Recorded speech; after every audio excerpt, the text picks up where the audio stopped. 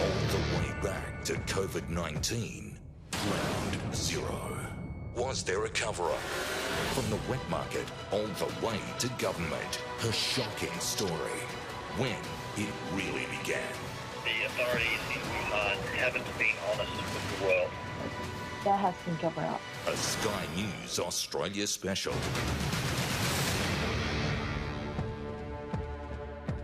More than 50,000 people are dead and thousands more are fighting for their lives. COVID-19 is a near unstoppable killer. The virus has ravaged nations, devastated economies, turned bustling cities into ghost towns. No nation has escaped its destructive grip, and it appears the worst may be yet to come. But could all of this have been avoided? Could the coronavirus pandemic, which has upended all our lives, have been prevented? Tonight, Sky News can reveal new information which suggests Chinese authorities knew about the virus much earlier than they've admitted. Those inside China tell us this information was deliberately withheld. That the communist government is continuing to lie about the coronavirus's impact, and that the deaths of thousands of people may have been covered up. We'll also take you around the world and hear from experts and those living in the COVID-19 hotspots to explore how the nations most affected responded to the pandemic. What's worked, what's failed, what's likely to happen next, and how we win this global war.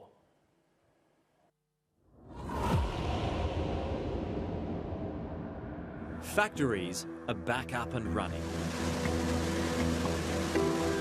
And construction workers are back on site. Life, it seems, is returning to normal at the birthplace of COVID-19. The lockdown of Wuhan in China has been loosened. It'll be lifted on Wednesday, and authorities there are celebrating what they see as their successful battle against the deadly virus. But we're now learning just how irresponsible they've been. The cover-ups and the apparent disregard for human life, which may have led to the deaths of thousands of people. We could have been better off if China had been more forthcoming. The virus, now known as COVID-19, was believed to have originated in this Wuhan exotic animal market, transmitted from a bat to a human. It spread like wildfire. Hundreds were infected within days. Doctors who tried to alert authorities were harassed and ignored. Some have even disappeared. The Chinese government claims the first coronavirus case was identified around December 31. But official documents indicate that's an outright lie. From the classified government record that we have seen, what we have found is that there are actually cases in November.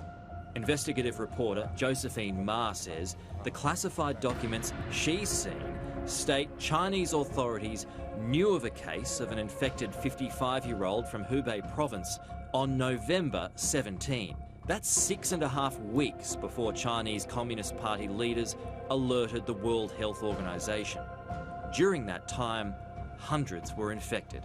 Before 20th of January,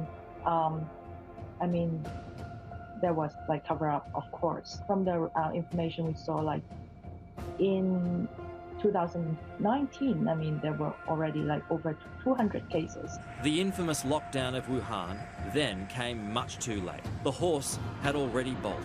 The virus surely would have spread beyond the city of 11 million and likely beyond China's borders. From my research, there was actually 5 million people in the Wuhan area where the centre of the outbreak was that had left in the 2 weeks before the lockdown there. So if you think about those 5 million people, they have gone all around the world and they have just spread the illness. And residents of Wuhan say there's another cover-up going on.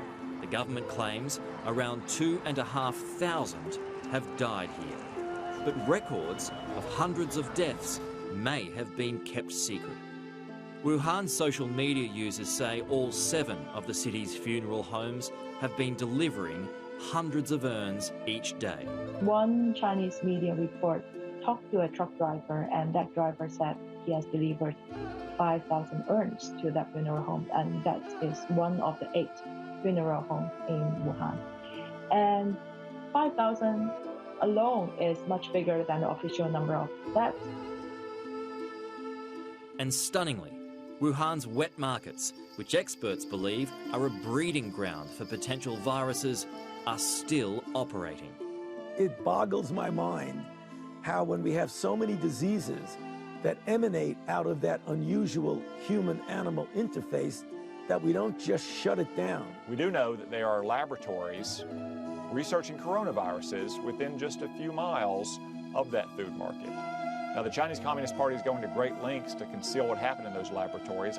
By fudging figures and lying to the world, some have argued the Chinese Communist Party is to blame for the incredible spread of this deadly virus and the deaths of tens of thousands of people. If you look at the British government's response, a number of senior politicians have said China's day of reckoning needs to happen very quickly with regard to this virus.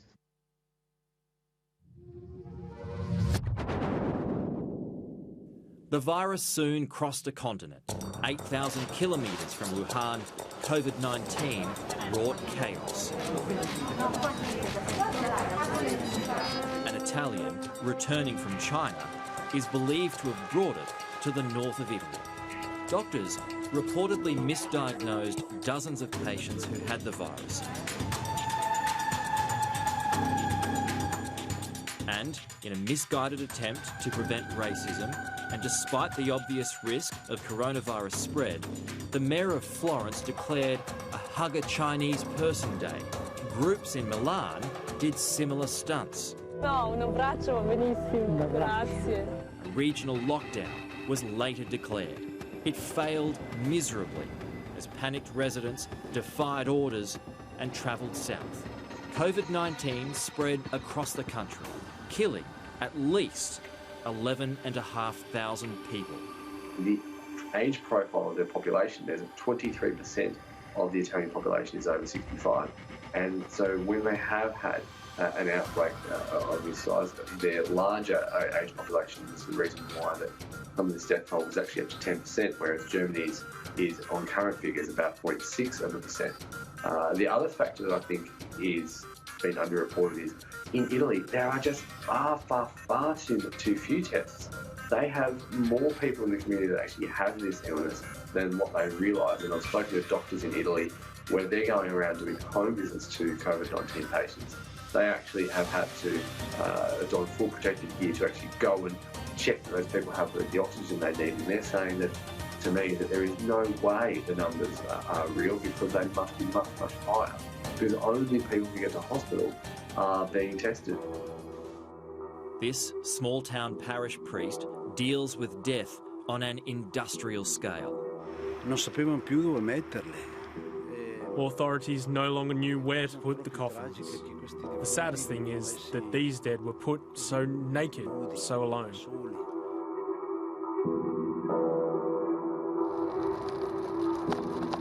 For 5 weeks, Rome's streets have been empty. There's barely a soul at its centuries-old landmarks amid the government-ordered nationwide lockdown.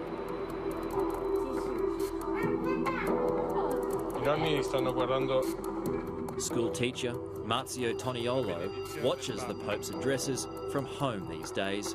His mum and dad are nearing 90 and a pandemic is at his door. Marzio's prayers are pretty simple. The situation isn't that great. We are just thinking about surviving.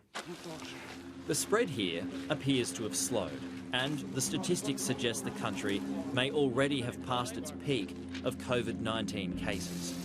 Italy illustrates the dangers of late, uncoordinated and localised measures. I think what it highlights is that we need to think about elements of national coordination in when you are responding to outbreak, alerting and enhancing your surveillance system early on throughout the country, activating all mechanisms that bring together a strong outbreak response.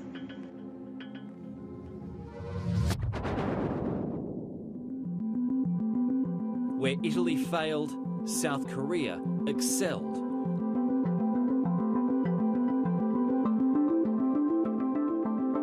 The nation, right on China's doorstep, is one of the few seemingly winning the war against COVID-19. Going from 900 new cases each day to around 50, all without locking down cities.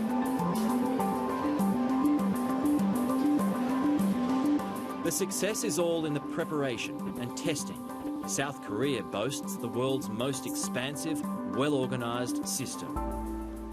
It spans everyone from sort of mild symptoms to more serious symptoms in folks who've been in contact at various degrees to infected people. At least 300,000 people have been swabbed in medical centres, their cars, and even revamped telephone booths. The government learnt the lessons from the 2003 SARS and 2015 MERS outbreaks. And they learnt lessons that were absorbed within the country and were used to strengthen their health system. They also had very good and clear communication from the government, so twice daily briefing to the community, which helped the community understand the scale of the outbreak. Experts credit Singapore's tracking system with its impressive numbers. Singapore has been one of the more successful models for dealing with the pandemic, and the primary kind of strategy for Singapore has been to trace and isolate. So from the beginning, there's been a large team of people in Singapore responsible for finding the people that are sick, for doing the contact tracing, isolating close contacts of infected people, and just making sure that the chain of transmission stops. Publicly available databases list the number of cases and basic details of patients, and local maps show where the coronavirus clusters are. So from the beginning, Singapore's approach was to put all of that information out there so that people know the extent of the spread and can understand and grasp the nature of what's happening, in the hope that that would result in calm rather than panic, and to an extent that's worked. Experts predict South Korea may be the first Asian nation to become COVID-19 free.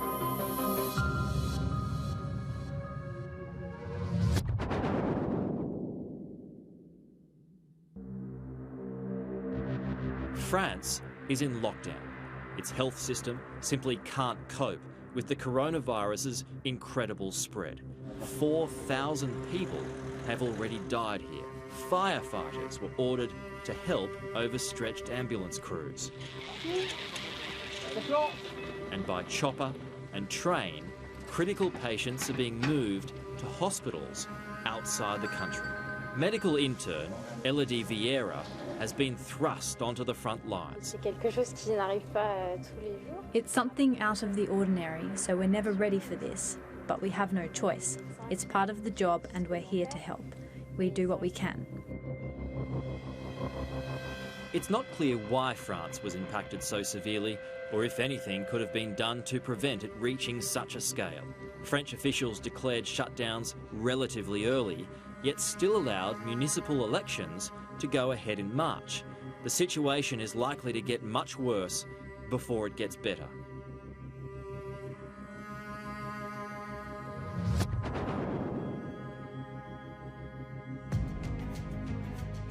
The countrywide lockdown Australia has so far avoided was enacted in the UK a week ago.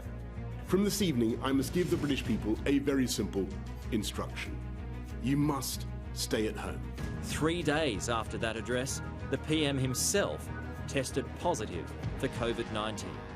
The British public kept calm, carried on, and have been a little creative while stuck at home, with social media challenges and street dances. It's not unusual to see me cry. I wanna die. Life in lockdown in London is extraordinarily boring, but also a little bit frightening. Every day we're watching new numbers come through of the death toll, and it's really hard to get your head around just how many people have been affected. The lockdown replaced the British authorities' initial plan to do partial shutdowns so the country could develop a herd immunity. Some experts say the current measures aren't strict enough. The airports are still open and flights are inbound from places such as Italy, Spain and China. So big questions are being asked to Boris Johnson, which suggests, why are we, the British people, in lockdown, where seemingly people are arriving every day, not being tested in the airport, and then walking into the country, potentially bringing the virus in? Temporary hospitals have opened in several UK cities. Looks like we're going to have a very busy few months. At the minute, we've breached our capacity in intensive care, so we've got over 16 patients now in intensive care. Our normal capacity will be 13 ventilated patients. And we've gone into the operating theatres now, so we've got another 3 ventilated patients in the operating theatres. Critics claim recent cuts to public health funding hurt Britain's ability to deal with the pandemic, and too few doctors are being tested for COVID-19. But Britain's National Health Service appears able to effectively deal with the coming peak in coronavirus cases, which some experts predict may occur over Easter.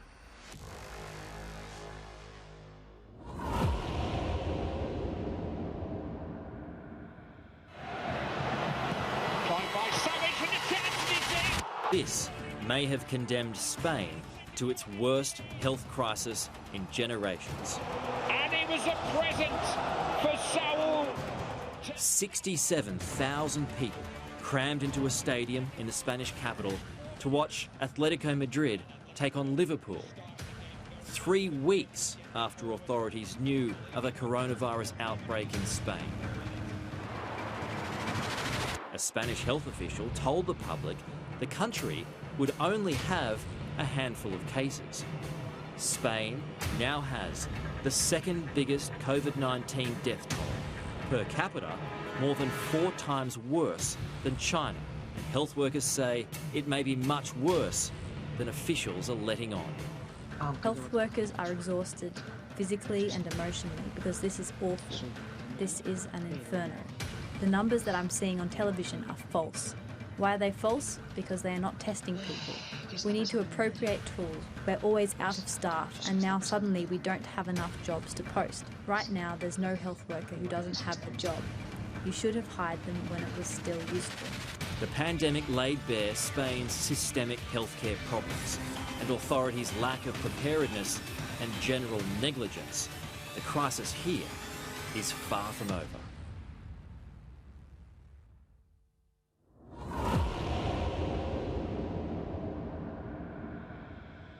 And it's only just begun in the land of the free. This is going to be a rough 2 or 3 weeks. This is going to be one of the roughest 2 or 3 weeks we've ever had in our country. We're going to lose thousands of people. The United States has more cases of COVID-19 than any other nation. The Defense Department is now looking to procure an extra 100,000 body bags. Last week alone, 6.6 million more Americans filed for unemployment, and more than 90% of Americans now under stay-home orders. And New York is ground zero for the US outbreak. Waking up in the morning and walking into the hospital can feel like walking into the fire. We're running out of medications, we're running out of equipment, and we're even running out of oxygen. Our Commander-in-Chief has declared war on COVID-19, so it is a wartime footing that we're on, and we are treating this like a large military campaign. The city's running out of room to treat the deluge of severe cases. Some patients have been sent to a temporary hospital in Central Park and a docked Navy ship. They're anticipating that of all of these extra hospitals, including ones that have been converted from convention centres and other buildings, are just going to be jam-packed within a matter of days. Lauren Few is infected but relieved. I mean, I was just kind of like, whoa, that's crazy. And honestly, I was just sort of like, well, I'm glad I know and that I've been isolating just in case. I will say, like, the next day, I felt more anxiety about it. Like, when I was still coughing, like I was getting a little short of breath. New York, California, and several other states have ordered lockdowns. Governors are fighting for federal government supplies and support. Trump tweeting today that the federal government is only a backup for states and that the complainers should have been stocked up and ready long before this crisis hit. But governors say the federal government is now competing with them to buy those supplies, forcing them to bid against each other and FEMA. I am asking healthcare professionals across the country, if you don't have a healthcare crisis in your community, please come help us in New York now. We need relief. This as the nation's second largest city tells people to wear masks. But when you have to go out, we are recommending that we use non-medical grade masks or facial coverings and not take the ones that are reserved for our first responders. The US doesn't have a universal healthcare system. Americans' access to healthcare typically depends on their employment. US media have reported many people who may have been infected were concerned about medical costs and didn't seek help, worsening the outbreak. I hope very much that out of this terrible, terrible tragedy, we do some fundamental rethinking about the nature of American society. Getting the uninsured access to the care they need is a top priority for President Trump. We are already rolling out the $1 billion in funding from the Families First Coronavirus Response Act to cover providers' expenses for testing and diagnosing the uninsured. Some have blamed Donald Trump for the scale of the current crisis. Critics claim the president was asleep at the wheel, that he implemented travel restrictions and sent federal aid far too late. They say he repeatedly dismissed concerns about a US outbreak as COVID-19 was ravaging multiple nations. The virus that we're talking about having to do, a lot of people think that goes away in April with the heat, as the heat comes in. Typically that will go away in April. Almost everybody that we see is getting better. And it could be everybody, too.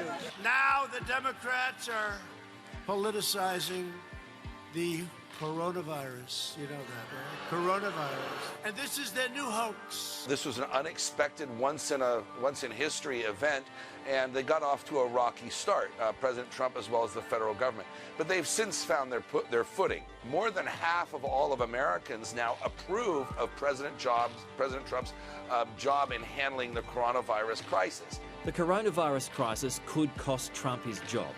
His biggest success as president has been in boosting the economy and employment.